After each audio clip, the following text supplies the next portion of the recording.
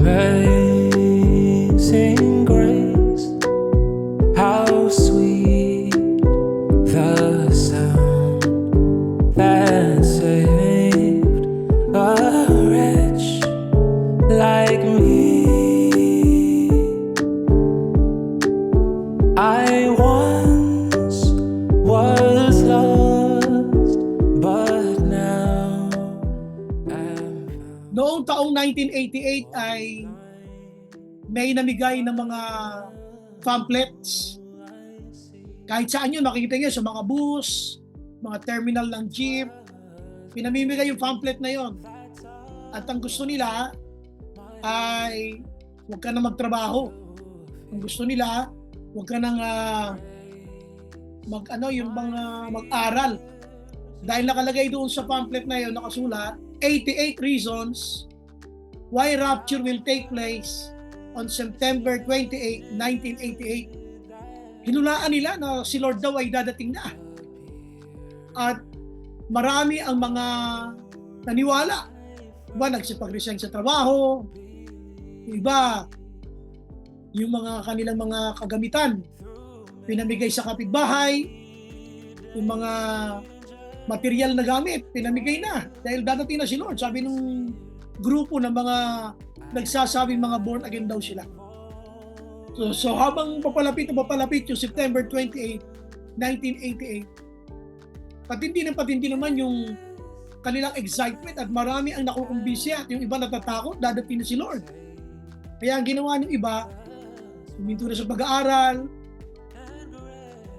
sumama na lang sa grupong ito, hindi na nagtrabaho, silang lahat nag-focus sa mga churches nila, tuloy-tuloy ang kanilang mga ginagawang paglilingkod sa Panginoon. At nung dumating yung petsa ng madaling araw ng 27 magto 28, silang lahat ay nagtipon-tipon sa kanilang mga churches. Lahat sila ay nagdamit ng kulay puti at inaasahan nila magra-rapture na nga. So dumating yung 28, walang dumating na rapture. Dumating yung September 28, hindi sila lumalabas ng church. At baka daw nagkamali lang ng compute, kaya nag-stay sila for another day. Baka daw September 29. Aba, wala pa rin nangyayaring rapture. Kaya nung pumasok na yung magno-November 1, sabi nila parang nagkamali yata, umuwi na tayo. Kaya nangyari, dahil umuwi, naipamigay na ibang mga gamit, nagkaroon ng bawian. O yung jeep ko, o yung binigay ko sa yung electric fan, akin na muna, hindi kami natuloy. Parang camping lang yan eh. Parang yan mag-Starbucks lang yan eh. O hindi kami natuloy. Alam nyo, buong mga panahon na yan, nandoon yung mga tinatawag na mga false prophets, mga bulaang propeta, mga maraming nagbibigay ng mga hula na ang Panginoon daw ay dadating na. Alam nyo, ang pag-uusapan natin dito ay isang pag-aaral ngayong gabi na talagang magbibigay sa iyo ng pagsukat sa iyong buhay pananampalataya. Kasi ang tema natin ngayong gabi ay the false prophet in you. Ang bulaang propeta sa buhay mo. The false prophet in you. Kailangan po natin itong pag-aralan sapagkat ito ay napapanahon sa ngayon. Hindi natin dapat palagpasin ito sapagkat lalong-lalo na tayo mga init sa paglilingkod sa Panginoon. Ayaw natin naman ang dulo nito ay hindi pala tayo makakasama sa rapture, hindi pala tayo makakasama sa Panginoon. Kasi yung mga pagbabaka sakali natin na tayo ay nasa tama, nasa mali pala. Kaya ngayong gabi, I want you to listen prayerfully sa ating pag-aaralan. So sana matapos mo to, huwag ka lang magpapakita ngayon sa umpisa, tapos mamaya mawawala ka na naman. Pag sharing na, bigla ka na namang mawawala. Please, stay. So what we will be discussing tonight is the false prophet in you. Talaga, hindi naman ako bulaang propeta. Oo nga, hindi ko naman sinabing bulaang propeta ka. Pero mga katangian ng bulaang propeta, kung minsan, ay nasa atin. At para natin mapatunayan yan, buksan natin ang ating Biblia sa aklat ng Mateo, Kapitulo 7. Book of Matthew, chapter 7. Dito ay ang Panginoong Hesus na nagsasalita, ay pinaliliwanag niya kung sino nga ba ang mga bulaang propeta. So dito, Matthew chapter 7, verse 15. Ito sabi ng Bible, watch out for false prophets. Yan na, bulaang propeta. Watch out for false prophets. They come to you in sheep's clothing, but inwardly they are ferocious wolves. Sabi niya, mag-ingat kayo sa mga bulaang propeta na sila ay may mga damit na parang tupa, subalit ang kanilang kalooban ay parang mga malulupit na mga lobo, mga nakakatakot na mga lobo. By their fruit you will recognize them. Do people pick grapes from thorn bushes or figs from thistles? Likewise, every good tree bears good fruit, but a bad tree bears bad fruit. A good tree cannot bear bad fruit, and a bad tree cannot bear good fruit. Every tree that does not bear good fruit is cut down and thrown into the fire. Thus, by their fruit, you will recognize them.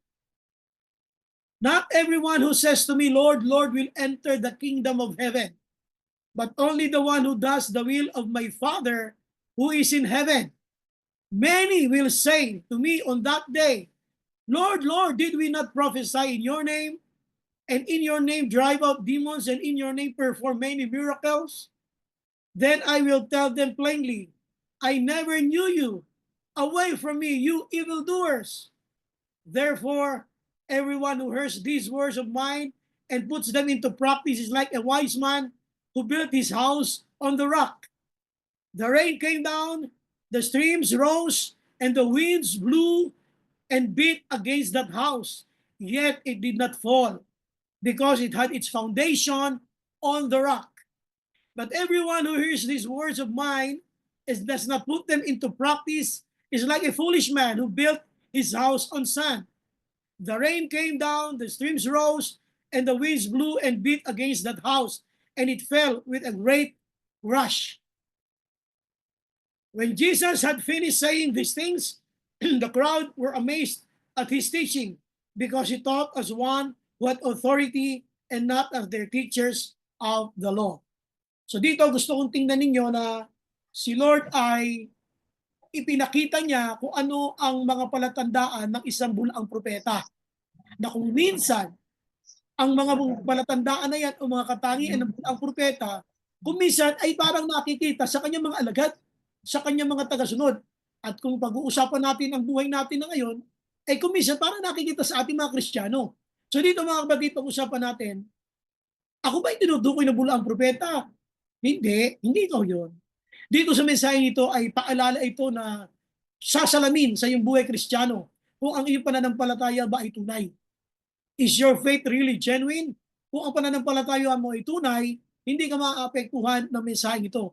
Pero kung ito naman ay magbibigay sa iyo ng paalaala upang suriin mo ang iyong buhay Kristiyano, isang napakagandang paalaala ito sapagkat ito ay magpapatibay at magbibigay ng katiyakan na ang paglilingkod mo sa Panginoon ay ang dulo ay kalangitan. Hindi ka naglilingkod na may kaba na hindi mo alam kung saan ka pupunta. So, sakit naman, pastor, ng title na yan. Bakit naman ganyan yung title na yan? Kaya kung ganyan ang title niyan, upang bigyan ito ng seryosong pagsalamin. Kumusta ba ang ating pananampalataya? Do we act what we profess? Ibig sabihin, ikinikilos ba natin ang ating pinagsasabi na tayo Kristiyano? Na dapat ang buhay natin ay nakasunod sa banal na kasulatan? O taliwas, katulad ng false prophets, they claim something and then they did another thing. They claim to be God's children, and yet what they do are the things that are a proof that they are children of darkness. Kaya ngayon gabi, pag-usapan natin. So ang ating first main point, unang-una yung word na the cutting. The cutting, yung pagpuputol o ang pagpuputol, the cutting. Ano yung cutting? Ano yung pagpuputol? Sige, puntahan natin ha. So, tandaan niyo ang context, yung kabuuan na pinag-uusapan natin dito. Verse 15. Sabi ni Lord, watch out for false prophets. They come to you in sheep's clothing, but inwardly they are ferocious wolves. Mukha silang maka-Diyos, pero ang kanilang pamumuhay ay nagpapatunay na sila ay hiwalay sa Diyos. Paano mo malalaman yon? By their fruit, you will recognize them. Yun na. Sa magitan ng bunga, ay malalaman nyo kung sino sila. Do people pick grapes from thorn bushes or figs from thistles? So, sabi niya dito, ito ay magkaiba. Likewise, tingnan niyo 17. Every good tree bears good fruit. Ganon din naman kung sinasabi mong Kristiyano ka, ang lumalabas sa iyong buhay ay mga bagay na may kabanalan, kaayusan, katuwiran, na nagbibigay sa Diyos ng karangalan. So, likewise, every good tree bears good fruit, but a bad tree bears bad fruit. Kahit ano ang claim ng bad tree na siya ay good tree, malalaman ito sa fruit. Because by their fruits, you will know them. So, anong ginagawa ng Lord kapag tayo ay bad? O nagawa ng gardener sa isang bad tree? Sabi nga dito ng verse 21, babasahin natin ha. Sabi ng verse 21, ganun din naman, not everyone who says to me, Lord, Lord, will enter the kingdom of heaven, but only the one who does the will of my Father. At sabi niya pa rito, who is in heaven. Ngayon, balikan niyo yung 19. Every tree, tingnan niyo ha, that does not bear good fruit is cut down. Kaya mayroong cutting, the cutting. Puputulin. Kaya yung nagkiklaim na siya Christian, subalit ang gawa niya ay taliwas sa salita ng Diyos, nagkakaroon ng pagpuputol. Yun yung dakating. Ay bakit? Yan, alam ko di ba born again, yan ang nangyari dyan. Yun, by their fruits you will know them. Yung kanya palang pag-attend, artificial lang pala. Hindi pala siya totoo. Maraming ganyan, kaya pagka kayo nakakita ng mga celebrity na born again, isang artista na born again, well, nakakatuwa yung balita. Pero ipag-pray nyo sila na tumagal. Kasi ang testing ng Christian ay ang kanyang first 3 years. Ngayon, kapag yan ay after 3 years, siya ay nananatili paling born again, may genuine ang kanyang faith. Pero may mga artista kasi na nalaman lang natin na born again siya, yung pala naman ay nakiuso lang. Minsan natutuwa tayo doon, pero kita mo, malalaman mo, hindi na uli umaatin ng church, bumalik sa dating gawi, bumalik sa dating relihiyon. Kasi nga, inaalis ng Panginoon ang mga taong hindi makatotohanan sa kanilang paglilingkod sa Diyos. Sinikineklaim mo, you are a good tree, therefore you must have a good fruit. Sinasabi mo, you are a follower of Christ, pero ang ginagawa mo ay yung mga bagay na mali. Ang sabi ng Bible, they will be cut down. Kaya tayong mga naglilingkod sa Panginoon at nabubuhay tayo sa katangian ng isang bulaang propeta, yung pagiging hindi makatotohanan, expect it. You will be cut down. Puputulin ka ng Panginoon. At alam na alam ni Lord kung sino sa ating lahat ang nananatiling dalisay ang pananampalataya. This is a message that will make you think, that will make you evaluate yourself. Am I doing the right things that God is expecting from me? Am I doing what God wanted me to do? Am I living a holy life? Is God being pleased with the kind of life na meron ako? O ako yung nagsasabi lang na ako ay tagasunod ng Panginoon, but I'm doing other things? Ito yung sinasabi niya. Likewise, inihalimbawa niyo sa false prophet. Anong ibig sabihin nito? Bakit it will be cut down? Sabi ng Bible, tingnan ninyo mabuti yung verse 19, every tree that does not bear good fruit. Kapag ikaw ay hindi na maganda ang iyong nagiging impluensya, katulad ng mga false prophets, ang gagaling niyang mga ako, hanggang sa nakakapanloko na sila, nasisira ang buhay ng mga taong sumusunod sa kanila. Ngayon, pag nakita ng ganun, halimbawa ang buhay natin, we have followers, there are people who are being influenced by us, and yet we are doing other things, you will be cut down, katulad ng isang bad tree. Sabi niya, verse 19 every tree that does not bear good fruit is cut down and thrown into the fire. Hindi ka lang basta puputulin, ikaw ay susunugin na ilalagay ka doon sa dagat-dagatang apoy. Kaya kung mapansinin ninyo, yung sinasabi ko na the false prophet in you or the false prophet in us, you will be cut down and thrown into the fire. So pag nagpapatuloy tayo sa mali, nabubuhay tayo sa kasalanan, ang sabi ng Bible, just like a bad tree that does not bear good fruit. Kumbaga, you expected sa yung bunga ay hindi siyang lumalabas na bunga. The gardener will cut it down. Kaya merong cutting. Ibig sabihin, merong kang panahon na hanggang dyan ka na lang. You cannot continue. You cannot continue the kind of life na meron ka. As a false prophet, mukha kang nakaka-influensya katulad na kung babasahin ninyo. They are in sheep's clothing. Mukha din siyang tupa. Pero inwardly, they are like ferocious wolves. So yun ang sinasabi ng Bible. Kaya para silang mga nakakasindak, mapanganib na mga lobo. So dito, you ask yourself, let us ask ourselves, kumusta ba tayo? Am I doing the right thing? Ginagawa ko ba ang inaasahan ng Diyos sa akin?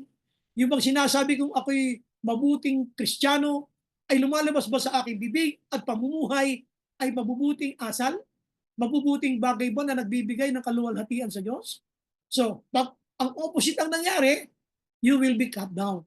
Hindi mo may pagpapatuloy ang iyong mga pagbabalat kayo. Hindi mo may pagpapatuloy ang iyong pagkukunwari. Kasi nakalagay dito, you will be cut down. So, the false prophet in you, sabi ko, first main point number 1, the cutting. Number 2, siya natin yung verse 21. Sabi ng Bible, sabi ni Jesus, not everyone will say to me on that day, Lord, Lord, did we not prophesy in your name? And in your name drive out demons, and in your name perform many miracles? Hindi sinasabi niya, Lord, di ba nagpalayas kami ng masamang espiritu? Sa iyong pangalan, nagpalayas kami ng mga demonyo at gumawa kami ng mga himala. Pero ano sabi ni Lord? Then I will tell them plainly, at sasagutin ko sila ng derechahan, I never knew you. Hindi ko kayo nakikilala kailanman. Away from me, you evildoers. Masakit yun. Magsilayo kayo, kayong mga mapaggawa na masama. Sipin mo ha, you love the church so much. You love the brothers, you love the brethren. But God doesn't know you. Ito yung tinatawag ko sa number 2 na the caring. You're a very caring person. Napaka-caring mo. But God said, I don't know you. Hindi kita kilala. Bakit? Bakit? Ang galing mo lang magpayo, ang galing mo lang magsalita. Pero hindi mo sinusunod ang kalooban ng aking Ama. Kasi ang tunay na sinasabi niya ni Jesus, ituloy natin ha. Sino ba yon? Let us now go to the context. Yan. 21. Sabi niya, not everyone, yan na, not everyone who says to me, Lord, Lord, will enter the kingdom of heaven. Tapos, take note of the word, but only, yun lang, wala nang iba. Pag sinabing only, yun lang, wala nang iba. But only the one who does the will of my Father who is in heaven. So, Lord, ba't hindi mo ako kilala? Kasi, masyado ka lang concerned sa mga bagay na spiritual, pero hindi ka spiritual. Concerned ka sa church, concerned ka kay brother, concerned ka kay sister, pero hindi mo ginagawa ang kalooban ko. The caring persons, there are very loving and caring people inside the church. And even outside the church, maraming mga Christian organizations, they care for the poor. They care for the homeless. But are they doing the will of the Father? Pero marami naman siya talagang kalooban. Pero dito yung may recognition ka. May recognition ka kay Jesus as Lord. Is God Lord in your life? Kaya nga dito ang tanong niya, marami ang magsasabi sa akin pagdating ng mga panahon na yun, Panginoon, Panginoon, really? Kaya hindi ka kilala ni Lord. Hindi mo siya ginawang Panginoon sa buhay mo. Hindi siya yung nasunod sa buhay mo. Diskarte mo ang nasunod. Yung gusto mong policy ang nasunod. Hindi yung policy ng will of the Father in heaven. Kaya ang sabi niya, Lord, Lord, talaga? Tinawag mo ba akong Lord? Hindi mo naman ginagawa yung pinagagawa ko. Kaya sabi ni Lord, sa araw na yun, sasabihin ko sa kanila, hindi ko kayo kilala.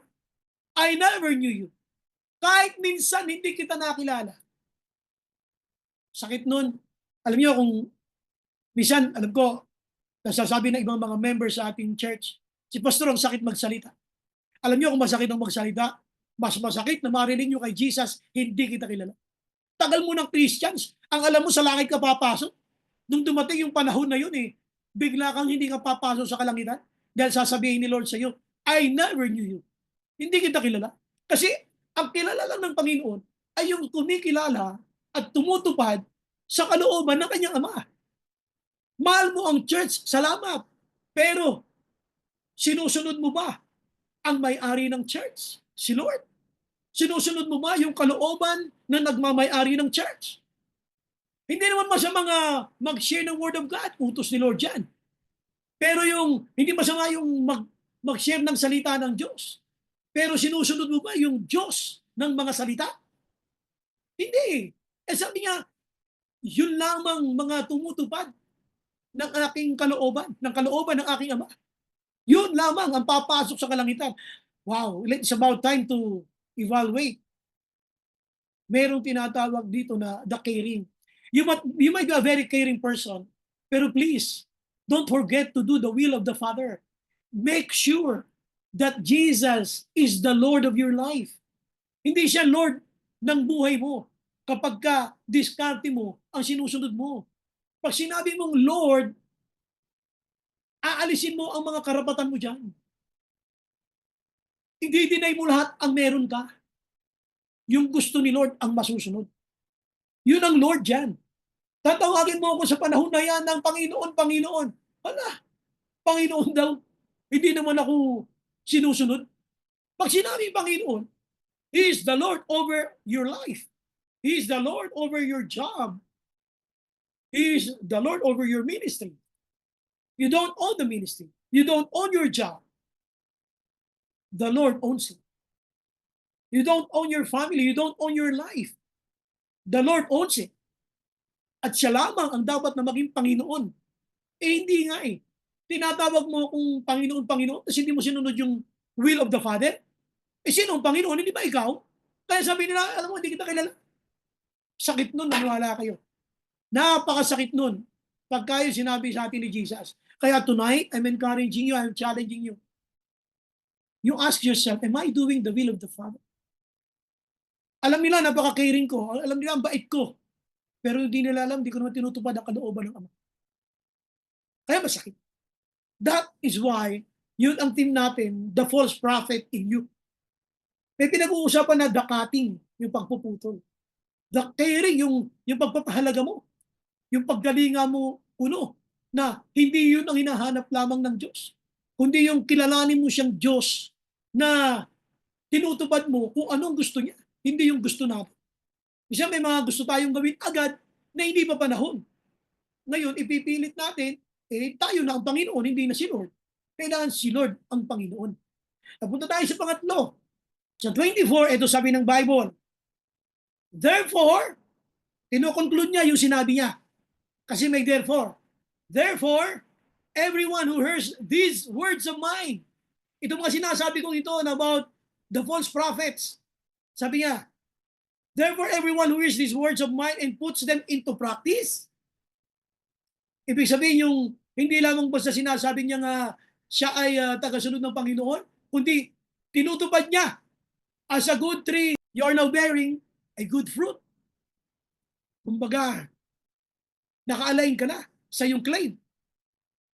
Therefore, everyone who hears these words of mine and puts them into practice is like a wise man build his house on the rock. So, ibig sabihin niya, kung talagang pinakikinggan mo salita ng Diyos at tinutupad mo, sabi niya, para kang nagtayo ng bahay na ang pundasyon mo ay kabatuhan. Tapos sa 25, sabi niya, babagsak ang malakas na ulan. Tapos sabi niya rito, the winds blew and beat against that house, yet it did not fall. Marami kayong maririnig ng mga katuruan. Kasi ang context nito ay marami mga katuruan ng panahon ni Jesus. Hindi ka apektado kasi alam mo yung turo ni Jesus. Yung salita ng Diyos na tinutupad mo ay katulad ng pananampalatayang nakasalig sa rock. Ito sinasabi niya. Sabi niya rito, but because it has its foundation on the rock, hindi siya bumagsak. Tapos sabi niya rito, But everyone who hears these words of mine and does not put them into practice is like a foolish man who built his house on sand. Ganon ang mga bulaang propeta. Maganda lang sa panlabas. Pero yung kanilang katuruan, hindi tatagal pagdating ng mga panahon. Kasi yung kanilang pundasyon ay mga kabuhanginan. The rain came down, verse 27, the streams rose, and the winds blew, and beat against that house, and it fell with a great crash. Ito yung pangatlo, the crushing. So ano yung number 1 namin? The cutting. Number 2, the caring. Number 3, the crushing. Ang crushing dito ay yung pag sinasabi mong totoo kang Kristiyano, hindi dapat na igugupo ang iyong pananampalataya. Hindi nagka-crush. Katulad ng isang pananampalatayang nakasalig sa kabatuhan. Dumating ang malakas na bagyo, unos, wala, nanatili siyang nakatayo because it is founded on the rock. Ang foundation niya ay rock. Para katulad ng iyong pananampalataya, ang iyong pundasyon ay si Jesus. Tapos ano pa nakalagay dito? Pero sabi ng Bible, yung pananampalataya na nakabuild, nakatayo, katulad ng mga false prophets, testingin niya ng panahon. Dadating ang mga pagsubok. Mga katuroang tinanggap natin. Sabi niya, pagdating ng mabibigat na pagsubok, ano yan, yung babagyuhin. Sabi niya, it will fall. And it will experience a great crush. May crushing. So kung titignan niyo mabuti dito, the crushing, yung claim ng false prophet na siya ay sa Diyos, magkukulaps, mawawala, hindi magtatagal. Pag sinasabi mong tunay akong Kristiyano, pagdating ng mga pagsubok, ako ay mawawala, hindi ako tunay na Kristiyano. Kaya sabi nga rito, kahit pa yung mga tinanggap ng iba't ibang mga teachings na binigyan ko ng panahon sa ilang kapanahunan, magkukulaps ang mga katuruan na yan. At mapapansin mo ang iyong pananampalataya ay igugupo niyan. Kaya tiyakin mo na kung mga testings ng buhay, mga testings ng mga paghamon sa buhay Kristiyano, tiyakin mo, how's your faith? Are you becoming closer to God? O mas nawawalan ka na ng gana maglingkod sa Diyos? Kasi nga, yung iyong pinanghahawakan ay hindi nakasalig sa tamang foundation, sa rock. How's your faith? Kung talagang ikaw ay kay Kristo, nananampalataya mo ay nasa Panginoon, dapat hindi ka na igugupo. I'll give you an example tungkol to sa isang advisor ng isang hari. Isang hari na mayroon siyang tagapayo, yung advisor na mahabang panahon na niya itong kasama sapagkat yung kanyang mga magulang ay kilalang-kilala niya. At lumaki siya na ang tagapayong ito ay dating tagapayo ng kanyang amang hari. At siya nung panahon na yan ay prinsipe pa lamang. Kaya lumaki siya na ngayon ng hari, nananatili itong tagapayo. At dahil sa kanyang katapatan, ang sabi ng mahal na hari na nung panahon na yan ay binata, bilang isang pagtanaw ko sa iyo katapatan sa aking mga magulang at para sa kaharian na ito, gusto ko sana magpagawa sa labas ng palasyo na ito ng isang malaking bahay. Bibigyan kita ng malaking pondo at gusto ko sanang pangasiwaan mo. Binigyan siya. Maraming mga ginto na pwede niyang gastusin para magkaroon siya ng pambili ng mga materyales para makagawa ng isang mahutibay at mahusay na tahanan. At dahil nakita niya na sobra-sobra ang mga binigay sa kanyang pera, pananalapi at mga kayamanan, nagpagawa naman talaga siya. Kaya ang ginawa niya, ang inilagay lamang niya ng mga materyales ay mga substandard. Kumbaga, kulang sa sukat, hindi naaangkop. Kasi sabi niya, kung pamimigay lang to ng mahal na hari, okay lang to. Sabi niya, pamimigay lang naman pala ito ng mahal na hari. Yun ang naiisip niya. Kaya sabi standard lang, kumbaga sa kahoy, hindi good lumber. Ang kinuha niya, coco lumber. Parang ganon, mabuo lamang. So, napinturahan, ubod ng ganda. At kaya ganon ang ginawa niya na hindi tamang materyales kasi nag-kickback siya. Kinuha niya yung malaking sobra. Ayaw niyang gamitin lahat dahil gusto niya mapunta sa kanya yung malaking sobra nung binigay ng mahal na hari. Kaya nung maayos na to, pininturan, ubod ganda, sabi niya sa mahal na hari, may ipakikita po ako sa inyo, natapos ko na po yung inyong pinagagawa na tahanan. At tuwag-tuwa yung prinsipe, yung mahal na hari na that time. Sabi niya, ang ganda naman ng tahanan na ito. At bilang katapatan mo sa akin, magmula ngayon, diyan ka na titira. Eh di ang saklap ng buhay ngayon. Magmula ngayon, sabi niya, diyan ka na ika titira. Bilang gantimpala ko sa iyo. Matagal ka nang naglingkod sa akin bilang aking tagapayo. Kaya hindi ka na sa karian titira, dito ka na titira sa pinagawa mong tahanan. Wala siya nagawa kundi lumipat doon. Pero siya ay may kaba sapagkat ang kanyang pinagawang tahanan ay hindi talaga tama ang mga materyales na kanyang ginamit. Kumbaga, hindi materyales fuertes. Hindi tamang mga materyales. Kaya tama nga ang kanyang hula dahil nangyari na bumagyo at sandali lamang nagtulaps ang kanyang tahanan. Doon nalaman ng mahal na hari na ang kanyang mga inilabas na mga materyales para gawin yon, ng mga pinagbibili niya, na tinakpan lamang ng pintura para maging maganda, ay mali ang mga sukat. At nakita niya na yung kanyang tagapayo ay hindi pala tapat. Isipin nyo, nagalit ang mahal na hari at siya ay pinalayas sa kanilang lugar. Isang matagal ng tagapayo, pero sa dulo ay isang malungkot na karanasan ang kanyang inabot. Minsan ganun din tayo eh. Magaling tayo magpayo. Kung minsan, hindi tayo nabubuhay na may katapatan. Susukatin ang ating katapatan. Kaya ganun din ang ating pananampalataya. Sana makita natin na at every opportunity that will be given in front of us, ay lagi nating iisipin ang Panginoon ang sa atin ay nakatingin. Kaya dapat ang pananampalataya natin ay dalisay. Totoo talaga.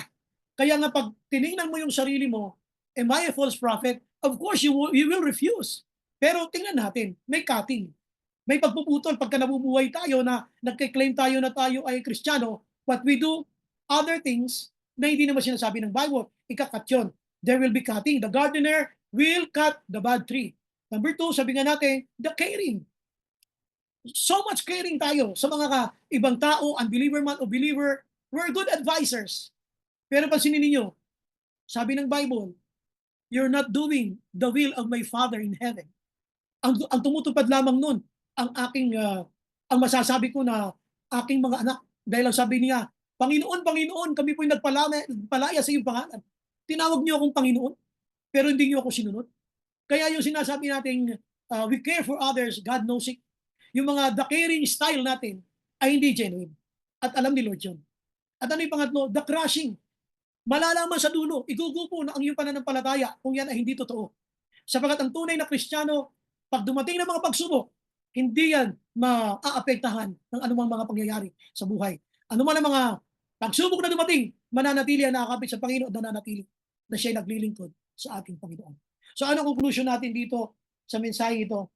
So, sa bawat mga pagsubok ng buhay, laging nandoon ang tagumpay kung mapapatunayan na tayo ay tunay. Ngayon, paano natin ito conclude? Eh, pastor, hindi ako false prophet. Hindi nga. Pero how are you? Kumusta ang iyong buhay Kristiyano? How's your faith? Is it genuine? Kung dumating man yung time na parang ikaw ay nagtatanong na rin, bakit ang tagal naman ng tagumpay mo kung Kristiyano ka, bakit parang wala pa? Ito ang isasagot natin kung sa mga tao na hinahatulan ating Christian life. Sasabihin natin, I was not defeated. I was detoured. Hindi ako natalo. Sa iba lang ako pinadaan ng Panginoon. During detour, there are corrections. Kasi kinokorek ang daan na alam mo eh. Kaya mapapansin nyo sa daan, road closed. Tapos may arrow, detour. Nakarating ka rin naman, iba lang ang dinaanan. Ganon din ang Christian life. Kung minsan yung mga expectations natin, hindi agad nangyayari. Kasi may ibang pinadadaanan ang Diyos na makapangyarihan. Kaya sana isipin natin ngayong gabi, you were not defeated. You were just detoured. So, the false prophet in you, ang napatunayan na yan naman ay walang katotohanan sa iyong buhay, maraming salamat sa ating Panginoon. But it's about time. You have to watch out. Baka yan ay nasa atin, ay bago tayo matulog ngayong gabi, ipanalangin natin ang ating mga Christian life.